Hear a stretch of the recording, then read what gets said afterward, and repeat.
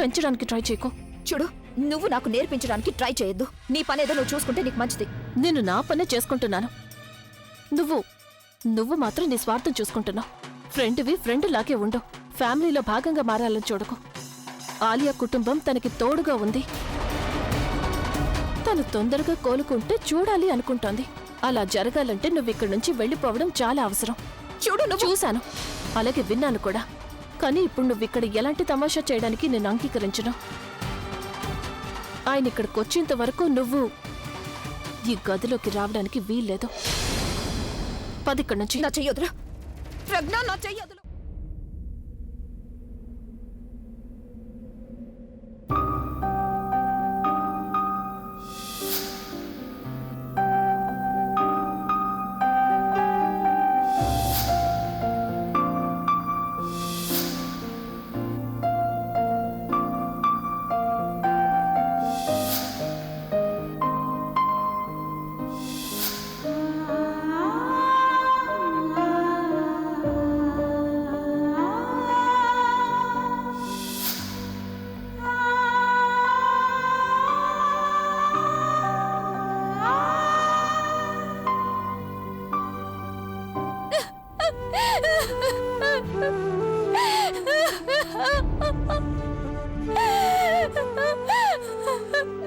ఇదంతా నాకే ఎందుకు జరుగుతుంది?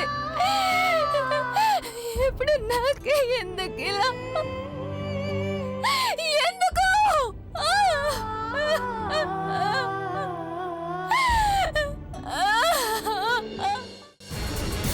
ఎక్స్క్యూజ్ మీ, ఆలియా ఏ రూమ్ లో ఉంది?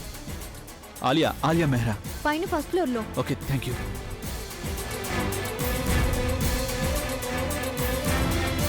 ఇదంతా నాకు బుల్బుల్కి మధ్య ఉన్న సంబంధం వల్ల జరిగింది. ఓ గాడ్, ప్లీజ్ ఆలియాకి ఏమీ కాకుండా చూడు ప్లీజ్. తను ఆలియా ఏ రూమ్ లో ఉంది? ఇప్పుడు ఎందుకు అడుగుతున్నావు అభి?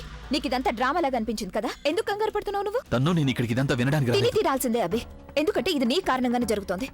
ఎంతగానో చెప్పాను అభి, నువ్వు ఈ పెళ్లికి సపోర్ట్ చేయొద్దని. కానీ ఆ కళ్ళజోడు ఏం మాయ చేసిందో తెలియడం లేదు. నువ్వు నీ చెల్లెల్ని వదిలేసి తన చెల్లెలు పెళ్లి జరిపిస్తున్నావు, అది కూడా ప్రవీణ్కి ఇచ్చి.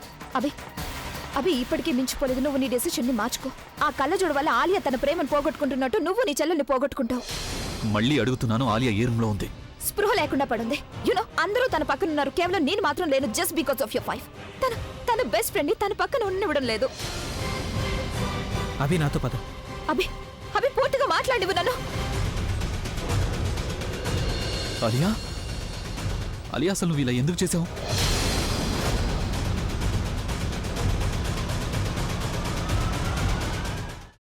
అమ్మా, అలాంటి వాళ్ళది నిజమైన ప్రేమ కాదు, అది వ్యామోహం. ఎగ్జాక్ట్లీ చిన్నత్త, నిజంగా ప్రేమించుకున్న వాళ్ళు అలా చేయరు. ఎంత మనసు విరిగిపోతే కన్న కూతుర్ని పట్టుకొని మా దృష్టిలో చచ్చిపోయా ఉంటుందా తల్లి? అది సరే అమ్మా, తన కూతురుతో తన మాట అనేటప్పుడు ఆమె మాటల్లో వ్యథ, కళ్ళల్లో బాధ గమనించావమ్మా?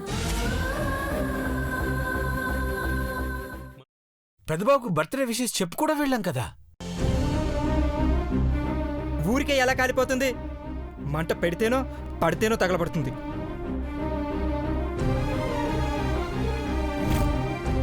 కరెక్ట్ చిన్నబాబు, నీకొచ్చినట్టే నాకు డౌట్ వచ్చింది.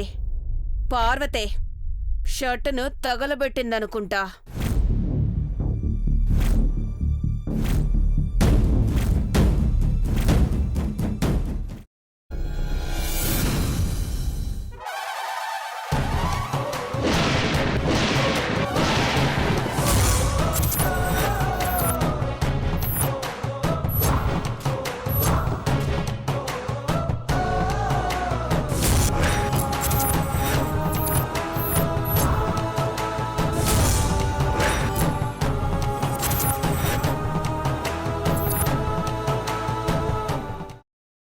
తర్వాత పొట్టు తీసేసి చాప్ చేసి పక్కన పెట్టుకోవాలి.